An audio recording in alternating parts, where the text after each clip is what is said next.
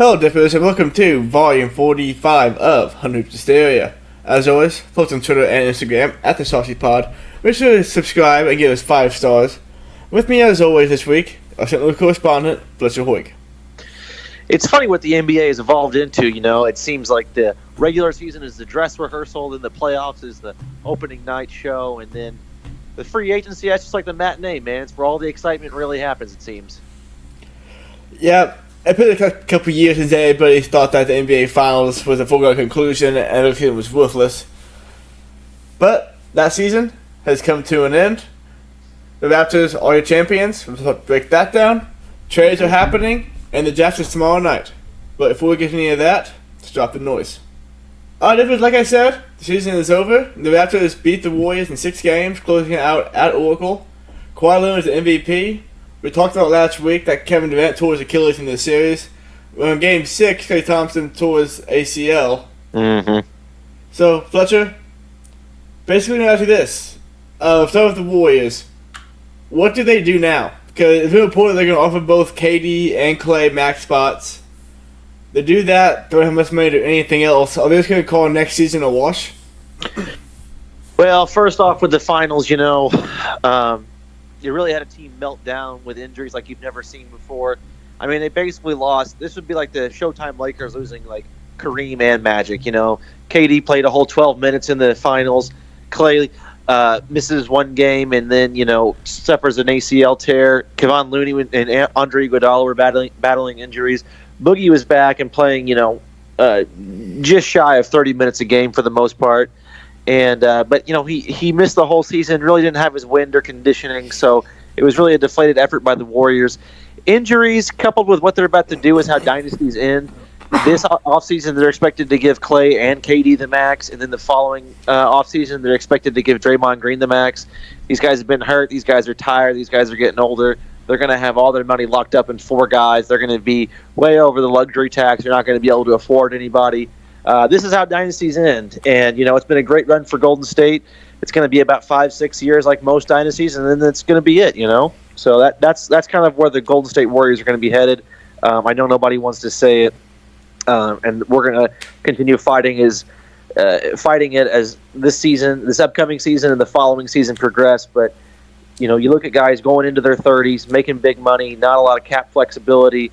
I talked about it last year and this year. The mental and physical fatigue for the Warriors, it's set in.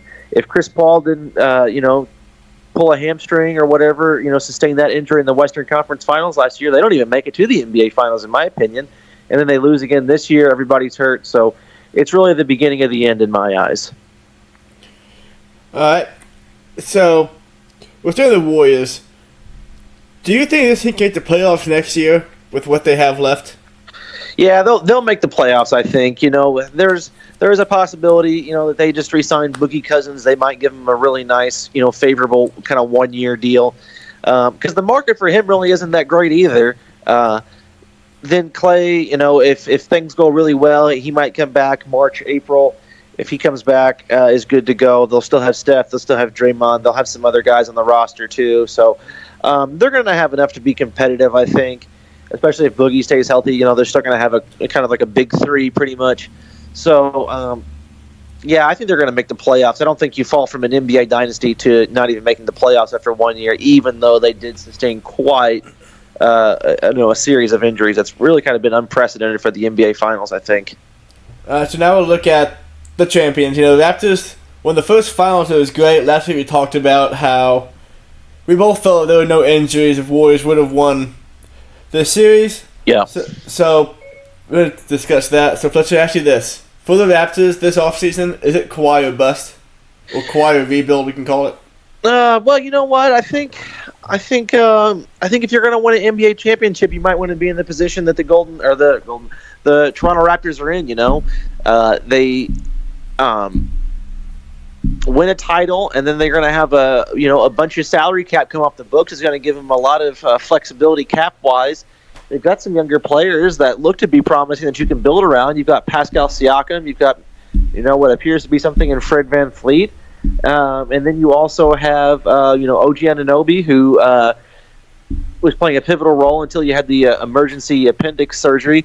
So I think that there's some good things going on with Toronto. Obviously, you want to bring back guys like Ibaka, Gasol, Kawhi Leonard. You want to have all those guys back for sure. But coming off a title and having a bunch of cap flexibility, definitely not a bad thing for the Toronto Raptors, especially when they still have Masai Ujiri. Do you think they get Kawhi? The last time we did that little free agency game on Monday, I said it was 50-50 between the Lakers and the Raptors, with a slight favor to the Lakers. Things have changed since that. I'm going to go 60-40 with the Toronto Raptors being in favor over the LA Clippers now instead of the LA Lakers. I think Toronto has the slightest edge. I don't think. I mean, you go to the Clippers. I don't really see what's going to happen there. And then on top of that, he's going to be missing out on a boatload of cash. So I think with those two things, I tilt the scale slightly toward Toronto. So let's say they miss Kawhi. Do you think they can go out and get Jimmy Butler, Tobias Harris, if Jimmy Butler falls through? Because Jimmy Butler like a poor man's Kawhi. Yeah, I think that they're going to be in a spot where they're going to look at it and say, do we want to go out and just swing big for whatever all-star max level contract kind of guys there are, or do we want to go and kind of spread really quality players throughout the roster? That's kind of what won them a title. Yeah, Kyle Lowry's an all-star, and so was Kawhi Leonard, but you look at other guys, Ibaka, being a backup center, Fred VanVleet, what he was, Marc Gasol, Pascal Siakam.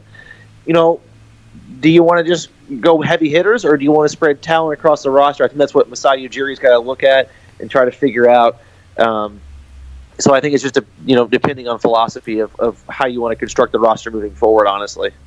All right, and to put a bow on this NBA season, Drake asking this on Monday, so now I'll ask you: Is this Raptors team the most surprising championship team for the NBA in our lifetime? In our lifetime? Or we've seen, yeah.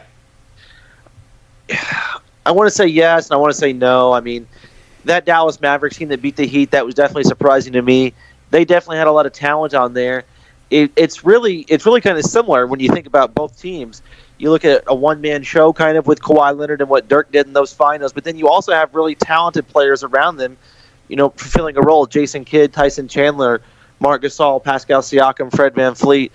I think both are almost equally as surprising, but nonetheless, it's one of the more surprising teams to win a finals in my lifetime. I remember we used to do the 2K thing, and you told me how impossible it was to win a title with the Raptors. Well, now that here they've done it in real life, So I mean, it's definitely surprising, but it's up there with the Mavericks, I think, for sure. All right. So now let's move on to the offseason. As you probably heard, there's a big trade this weekend. Yep, I did hear about it. Really huge mega trade. But before we get to that, let's tackle some other little notes that happened since then. Al Horford opted out of his $30 million deal with Boston today. He's looking to sign his contract term with that of Clint Capella's, which is over $100 million. And according to one person I listened to today, he's going to get from somebody, which is mind-blowing to me. Yep. The Utah Jazz traded 2 first-round picks, including this year's 23rd pick, Kyle Korver, Grayson Allen, Jay Crowder, to Memphis for Michael Conley. Fletcher, how do you feel about this trade for the Utah? Well, first off, let's go back to Al Horford. He at first he opted out of that deal and was expected to renegotiate more of a long-term deal again or another deal again with the Celtics. He was looking for a 4-year deal. They were looking for a 3-year deal, and apparently neither one of them wanted to budge. So talks between them have stopped, and Al Horford, is looking for a different team now. I think it's pretty obvious that the Memphis Grizzlies won that trade. I mean, they got Grayson Allen. Mm-hmm. Yeah. No, I'm kidding. They got the future. Yeah. Well, they it was clear that when they had the second overall pick, they were going to draft Ja Morant. I mean, Zion was... Spoiler alert. Ja Morant was such a lock to go 2, almost as much of a lock as it was for Zion to go 1, if that makes sense. So, I mean, they got handed a situation where it's like, hey, we're not going to carry 2 point guards, especially when we feel like we have our franchise guy here in Ja Morant. So they shipped him over to Utah. Utah was trying to get Conley, big time at the NBA trade deadline. Couldn't work out a deal. It's a little bit easier to move big contracts like Mike Conley's during the offseason just because, you might have 4 guys on your roster and you can afford to move or absorb the cap space at that point. So deal ultimately gets done. They send a couple nice players with Crowder and Corver to Memphis. They send a younger guy in Grayson Allen who showed some flashes, and then they send a couple picks and they get Mike Conley. Utah, they've got a big three. They've got Conley, they've got Donovan Mitchell and Rudy Gobert now. They still have some other pieces on that team, some other guards, some other big guys. They did lose a couple nice pieces with Corver and Crowder, but it's nothing you can't replace. It's just it's simply shooting and defense. There's a premium of that in the NBA. It seems like it's just depending on can they make the money work, and then Memphis. They had to do something, so I think they just kind of held an auction more or less, and then found the best offer and took it. So. They had to do what they had to do. They got cap space now. They've got some shooters. They've got an couple extra draft picks. It's a good move for them. All right. Do you think they can win the West next year? The Utah Jazz? Yes. It's hard to say. Your Lakers are going to be there, depending on what the Clippers do. If they land Kawhi or somebody, they could be the favorites as well. I'm going to say that they're a lock for a top 4 seed. That's for sure. Will they win the West? That's a little tougher to say. I'm going to have to err on the side of no more than yes as of right now. All right, and it just been reported that the Minnesota Timberwolves are aggressively trying to trade up to the number 4 pick from the Pelicans. Yeah, we'll see. Basically since that trade happened with the Pelicans, they've been trying to get rid of that number 4 pick. They've been trying to get a guy that they can bring in to win now. You look at the young talent they're going to have. They're going to have Zion, and then they have Lonzo, Ingram, and Josh Hart, and then they've got about 3 other draft picks coming in. So they're going to have plenty of draft capital and young talent moving forward. I think it's kind of smart to see what you can trade away for that number 4 pick. Get a guy in the building and who can help you win now. Yep, and that's a great segue to our next thing, which was the Anthony Davis trade to the Lakers. Let's just break it all down for you. The Pelicans get 3 first-round picks, Lonzo Ball, and Van Ingram, and Josh Hart. The Lakers get Anthony Davis. So, we both talked about earlier this season how the Lakers had to make this trade because they had to get at least one star there with LeBron and figure anything else out. Uh-huh. It came out this morning or last night that they were trying to move basically everybody besides those 2 guys to make enough space for a max slot of $32 million. Yep. Which I think that means the only way that can work out is they trade those guys for second-round draft picks. Essentially, yeah. And so if they do that, they'll plan... The way it looks here, their plan is to sign one more max free agent and have Kyle Kuzma, LeBron, AD, that free agent, and a bunch of second-round draft picks and veterans. Yep. Is that what they should do? Well, again, it's kind of like what I talked about with the Raptors. It just depends on what school of thought you want to fall into in this. You pretty much, in more times than not in the NBA, you're going to need a big 3 to win a title. The Lakers kind of have like a junior big 3, if you will. LeBron and AD are, 2 top 5, superstars in the NBA. And then Kyle Kuzma, he's a 22-year-old who's averaging like 18 a game. So, I mean, if you want to look at those 3 as a big 3, I'm not going to tell you you're wrong. But I'm going to say this. If you get another superstar in there, with Kyle Kuzma being on the cheap like he is, God, that's a really talented team, I mean, you look at LeBron, and he's won with 2 other superstars. Well, now, let's just count the points up. LeBron gets 27 a game typically. Anthony Davis gets about 25. So there you go with 52. You bring in, or you have Kyle Kuzma there. That's 70 points. You had a guy like a Kemba Walker or a Jimmy Butler. That's big time production from just 4 guys. You fill it in with, second round draft picks just to fill out the roster on the end, and then you try to sign veterans for cheap or go to the buyout market during the regular season. And that's a team that can definitely win you a title, especially with Golden State being hurt. If Toronto, if they get broken up over there, there's a kind of an opening for them here. They can fall into one or two sides. Like I said, maybe instead of trying to get a guy like Kemba Walker or Jimmy Butler, maybe they just say, let's get Avery Bradley, let's get Danny Green, let's get J.R. Smith, let's get Brooke Lopez. let's sign all these different guys and just fill out our roster and move forward with AD, Kyle Kuzma, LeBron, and see what we can put in there. On the teams that LeBron's won championships with, you have a lot of veteran guys who can shoot, a lot of the high Q kind of guys. You can fill out a big roster with a bunch of smart shooting, veteran players who can defend as well. If you've got $25 million in cap space, or if you have $32 million, that's even more you can spend. So your value of Kyle Kuzma, I think, is what's going to determine whether they decide to go superstar or just fill out the roster. All right. So for the Pelicans side, like we said, the rebuild had basically just been completed like 80% of the way. Yep. They just gotta hope Van Ingram can do what he did to the end of last year for 90 games a year. On the Bucks stay healthy for 90 games a year, play good. Zion works out, and so does this guy they draft. Fletcher, how for the Pelicans' plans? Well, I was a bigger fan of the trade to the Knicks. You get Dennis Smith Jr., maybe Mitchell Robinson in the 3rd overall pick. You bring in RJ. But, the Kevin Durant injury kind of shifted things. It was kind of like the shifting of tectonic plates, if you will, in the NBA. Had a lot of ripple effect, changed the plans for New York. So maybe New York was not willing to give up as much as the Lakers were. Maybe, they just completely opted themselves out of the Anthony Davis market altogether, feared that he might just leave after 1 year anyway. So I think they made the best out of their situation. They've got Brandon Ingram, who, assuming health, and Lonzo Ball assuming health. 2 very talented players. I mean, I'm excited at the idea of Lonzo Ball and Zion in the front court together. Brandon Ingram is a guy who could develop into a very talented player. I spoke highly of Kyle Kuzma, averaging, 18, being so young. Well, Brandon Ingram's in that same camp. The blood clot's a serious concern. And then, they have the 4th overall pick. Let's say, they don't get it traded. Take Darius Garland, a guy who's being mentioned as maybe a potential top 3 pick. He's drawing a lot of comparisons to Damian Lillard, Steph Curry, guys of that nature. You bring him in. Let's say Lonzo doesn't work out. We've got your point guard right there who's a shoot-first point guard. You've got Zion. You've got Brandon Ingram. You've got Josh Hart.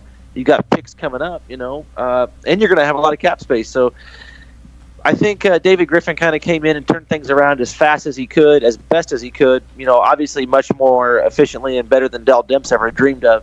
So it's hard to really have a problem with the trade from the Lakers standpoint or the Pelicans standpoint, honestly. So, yeah, before we go to Fletcher on the fly, let's talk about the Knicks real quick, because you brought them up. They're already having the worst possible offseason that they could imagine happening. Oh, things have been bad. Yeah. So, they missed out on Anthony Davis, or they just didn't really push for Anthony Davis. KD tore his Achilles. They're pushing on him a contract, but do you think there's a possibility that they just wait until 2021 to sign big-time free agents and try to kind of make it that way and get another good player or two? Because next year, the best free agent is Kyle Lowry. Then you have guys like Otto Porter Jr., Andre Drummond, and Hassan Whiteside. Yeah, what sucks for the Knicks? I mean, they miss out on the number 1 overall pick. They miss out on AD, it appears. They miss out on KD, it appears. Even if you get KD, he's pretty much just a wash for next year anyway, and you're going to pay him to kind of, be a great coach or a cheerleader. The Knicks, they went from having a lot of possibilities to, go into a situation where they find the pickings to be pretty slim. They've got a very narrow path that they can walk to success right now. They've got to start off by drafting well. If you don't get, a big-time free agent, you're really going to try to just fill out that roster as best you can, like I mentioned with the Raptors and Lakers, just trying to sign veteran guys, quality veteran guys to, favorable deals, whether it be 1-year deals or, let's say you sign a guy for 3 years and then, in 3 years, that happens to be another big time, free agency kind of market. So you just kind of have to play things carefully right now. You can't just be going around spending money just because you have it. Again, you've seen that happen before where you sign Wesley Matthews to a max contract, Harrison Barnes to a max contract. And you really got to think, even if, Jimmy Butler does become available to you, does adding one Jimmy Butler with a max contract all of a sudden, put you in title contention? No, it doesn't. So even if you have one of those top tier guys who become available to you, you have to think, how much does this substantially improve our team? A team like the Knicks, with a very outspoken fan base. I'm sure that they're ready to get back into the playoffs. So any chance that they get to get a star guy, they would definitely relish it. So they've got to be careful. You can't just go spending money wisely, and then you have to draft well also. And I think it's pretty clear that they're going to take R.J. Barrett at 3, which I think he's the best option for them at 3 too. All right. So now let's go on to Fletcher on the Fly. They segment every week. We ask Fletcher 3 questions. He should answer them all on the fly. So as everybody knows, tomorrow night's the NBA draft. This is on Thursday. It's tonight in that case. And so we're gonna play rapid fire again. We did it last week. I'm gonna read off a list of things, and you gotta say them all as fast as you can, with fast as you can. Okay. You're gonna tell me if this player is a bust or not. Okay. Okay, you ready? Yep. Lonzo Ball. Bust. Brandon Ingram. Not a bust.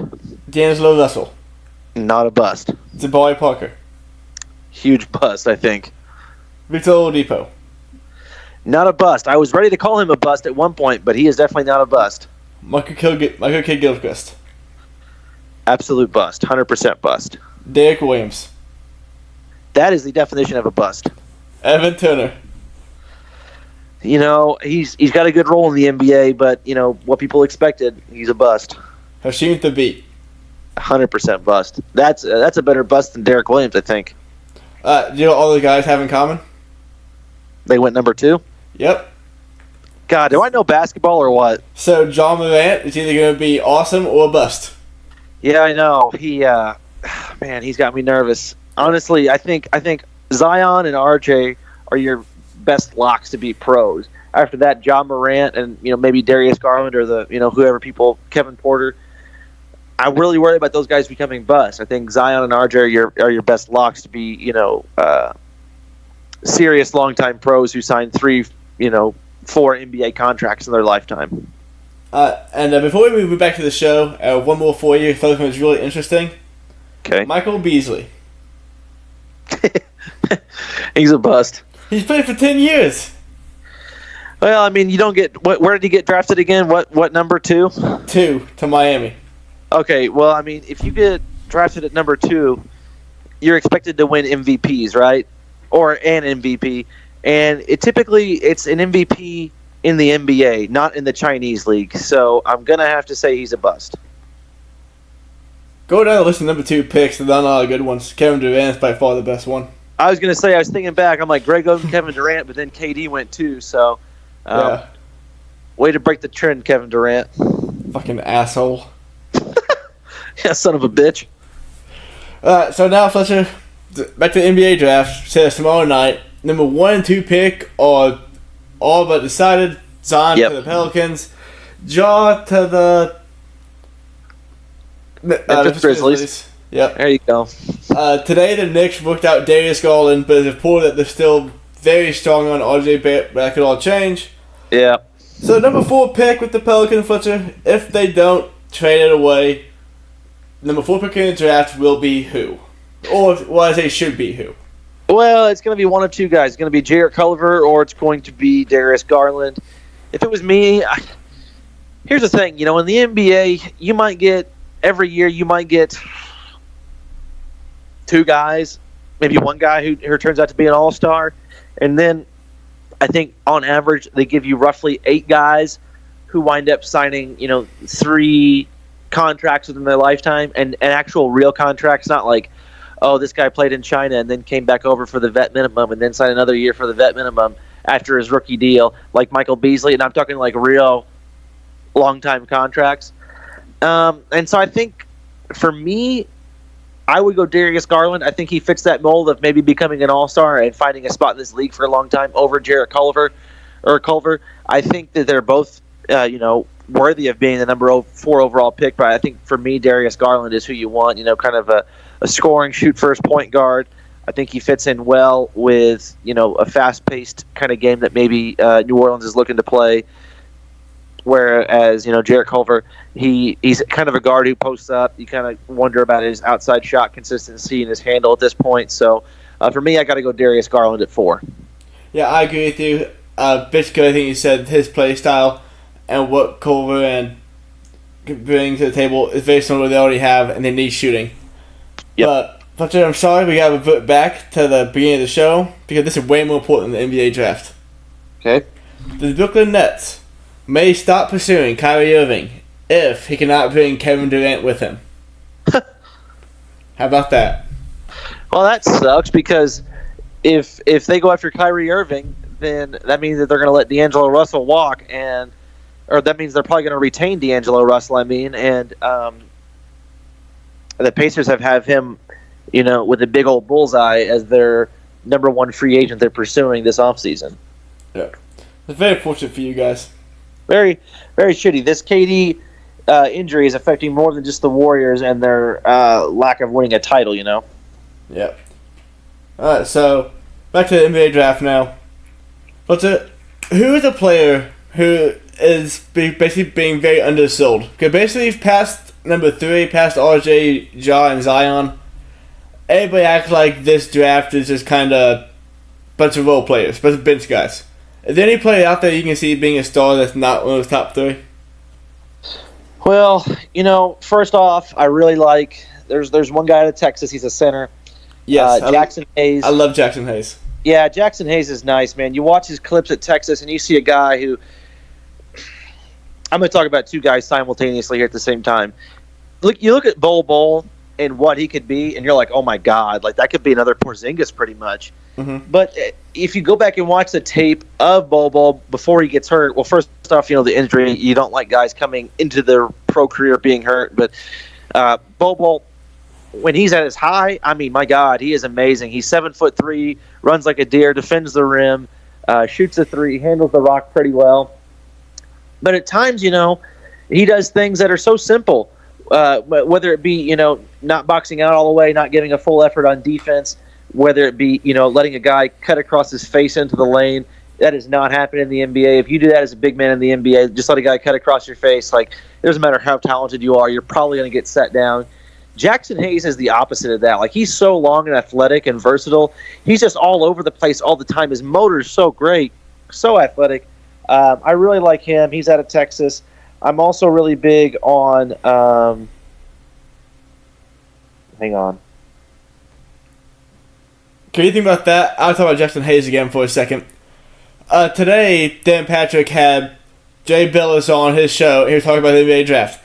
And he said that his number one thing that he just whiffed on in the draft was Dwight Howard. Yeah. Because even though Dwight Howard was super athletic, like out of his athleticism, he wasn't that developed of a basketball player yet. So Jay didn't think he would perform that well in the NBA. Obviously, he was wrong. But what he said about Dwight Howard not being at the NBA, it basically Jackson Hayes. Super athletic. Yeah. He just hasn't put it all together yet, and he absolutely can. And yeah. I think he's going to go to the Wizards at 9. That's my prediction. That's my one pick for the draft that's not in the top 3. Yeah. Hayes to the Wizards at 9. I tell you what, he doesn't have quite the body, obviously, of Dwight Howard, but, I mean, his game is it's magnetic, man, and you're just drawn to it. I mean, how in today's NBA, when bigs are kind of, relegated as like a side dish pretty much, a guy like that, doesn't need the ball all the time to be effective. That's what you want in a big. The guy who I was blanking on was Kevin Porter Jr., the guy out of USC, 6'6", 215. He shot the ball 41% from deep while in college. He's so athletic, so big for a 2 guard. He's got the shot already. I could see a team thinking, you know what, if we're picking here at 7 or 8, if we're like, Cleveland even, Phoenix, Chicago, maybe they're looking at him and just saying, hey, you know what, he's so big, he's so strong, athletic, already shoots it well, let's just throw him in here and see what he does. I could see a guy like that getting taken pretty high. I'm big on DeAndre Hunter out of Virginia. He's pretty impressive. Kobe White, a lot of those different guys. They're probably still going to go high, but they're not really getting mentioned. Outside of 3 and 4 in this draft, people aren't really giving a whole lot of shine to other guys, it seems. Mm-hmm. I will say this, though. When you have a draft like this who people think it's top-heavy, you get a lot of trades. Not moving up necessarily to get one of those top guys, but like, let's say you're picking at 9, and you're like, well, we don't really see anybody. We'll just trade back or trade for next year or something. And then there are teams who are like, you know what, people are really kind of selling some of these guys later in the draft short. Let's move up and get a couple guys. Let's get a guy who we think can come in and contribute in a year or two. So I think on draft night, from late lottery all the way through the first round, I think you could potentially be seeing a lot of trades. So even if, some of these guys or a couple of these guys that we've talked about now don't really go higher like we think, be on the lookout because there are going to be a lot of trades I'm predicting come draft night, more than what you typically see too. All right. So talk about one more player from Duke real quickly. That's Cam Reddish. Yes. Cam, he's 6'8", 210, 215, maybe. Got outshined by Zion RJ a whole lot. Kind of play that third fiddle guy. Oh yeah. I've heard a lot of people compare him to Paul George because Paul George wasn't all that at Fresno State, and we're getting NBA. It took him a while, and while he is a star, it always seems like he lets you little something more to be desired in his game. Yeah. And people see that in Cam Reddish. How do you feel about Cam Reddish going to the NBA? Well, kind of like a people use like the phrase, a poor man's this, a poor man's that. A poor man's version of that trade that I talked about with the Knicks to get R.J. Barrett to keep, Zion in New Orleans and keep him happy, having a Duke teammate, one who's so talented as well. You could look at Cam Reddish maybe going 4 even. Yeah, he did get outshined by RJ and Zion. He's currently ranked as the third best small forward, though, behind RJ and Zion. He shot over 30% from 3. He struggled to find his game. He was hurt coming into the beginning of the season at Duke. So, it took him a while to get steady footing. But he can shoot the ball. He's 6'8", he's 6'9". His wingspan, everything, his measurables compare very similarly to Paul George, like you mentioned. That's a guy who might get consideration at 4. But I think he's a guy who could come into the NBA and give an impact right away just because of his length and his shooting. Yeah. And one more guy, Cam Reddish in size, who I see a lot of mock drafts having late lottery or out of lottery completely, is P.J. Washington, who was absolute stud on a really good Kentucky team last year. Yes. He's also 6'8" or 6'9", can stretch the floor and play good defense and is strong and big. That blows my mind. He's 6'8", he's 230, he shot over 40% from 3. He got like 15 and 8 at Kentucky. And, if he slips down to Boston or Miami, you're looking at one of those franchises where it's like, oh my God, they got a gift, and having a guy that fall that low. It's like last year when Lonnie Walker kind of fell to San Antonio. I was like, holy shit, and he had some injuries this year, so he didn't contribute like people expected. But such a talent falling like that, I definitely agree with you on that one. So talk about some guys who are under the radar. Talk about some busts. First, who are people talking about? I don't know. I guess this whole draft, I don't talk too highly of anybody. But who is one of the top 2 guys of this draft who you think would be an absolute bust in the NBA? Well, I hate to say it, but John Morant. He is super athletic, but he's rail skinny. He's 6'3" or 4 and weighs about 175 pounds. The NBA is very physical. He is a heck of an athlete, though, and he absolutely has game. But to say that a mid-major guy going number 2 overall to a very underachieving team like Memphis, it's not the most surprising thing ever to think that it could be a bust. Although I hope it's not. Another bust is Jarrett Culver. I like his game a lot, and I definitely like watching him in college. But barely shot 30% from 3. His handle can be a bit suspect at times, so he's got some definite things to work on. If he goes like 5 or 6, by Phoenix or the Cavaliers, I hate to say it, but you might as well just go ahead and write him off as a bust as it is. Just too much there. And then, there are some other guys who might go late in the draft, like Nasir Little. Guy shot 27% from 3. He's a 6'9" forward. Like, if he's not shooting the 3 and can't handle it, what's he really giving you? Don't draft a guy that high on potential. So, Morant, Culver, Nasir Little, guys like that, it could be a bit iffy for him in the NBA, especially if somebody gives up on him early, like a coach or somebody in the front office. Yeah, one guy that I don't like at all in the NBA is Tyler Hero out of Kentucky. Yeah, I've been seeing a lot of people. He reminded me of just a Dante DiVincenzo, but a little taller. Yeah, a lot of people have been working him out and doing a lot of different things with him, and it's like, Maybe they're selling a bit too high on him. Another guy is Bol Bol. I can see Bol Bol coming in and flaming out pretty quickly. Yeah. He's a guy he's a peaks and valleys kind of guy. His highs are high and his lows are lows, and it takes big guys in the NBA typically longer to get going and develop. He's 7'3" and he's barely over 200 pounds. He's already had an injury, so that's another guy who could be a bust. All right, Fletcher. Before we end the show, I have 2 questions for you. Okay. Number 1, in your opinion, at what pick can an NBA player not be a bust?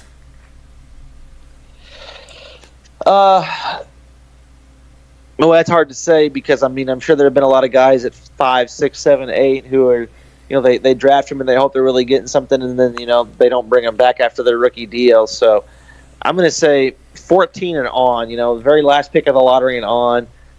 Pretty much at that point, you're just being taken, and no one is going to remember if you suck or not. So I guess very last pick of the lottery and beyond is when you're safe.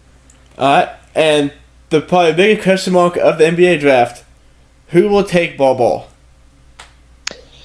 That's a great question. I expect him to go in the 20s at some point. Maybe even before the 20s. That's a good question. The Atlanta Hawks have a few picks in the first round. Maybe they just were like, hey, let's take a risk and just go ahead and take him. Maybe Boston, maybe Indiana scoops him up.